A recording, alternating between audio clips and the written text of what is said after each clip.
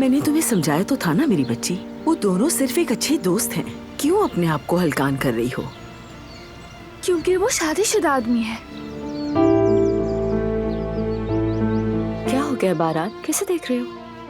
दिलान को मैं भी आता हूँ। क्या हुआ, क्या तुम गिर गई? कुछ नहीं हुआ। देखो जिद छोड़ दो।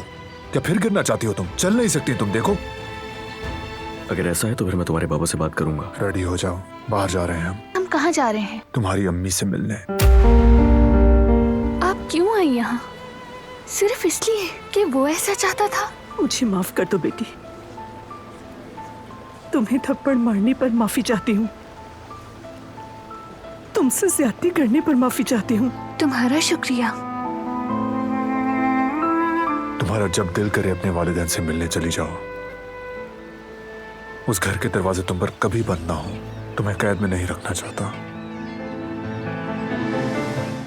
वो कहानियां अधूरी जो न हो सके कि पूरी, उन्हें मैं भी क्यों सुनाऊं, उन्हें तुम भी क्यों सुनाओ।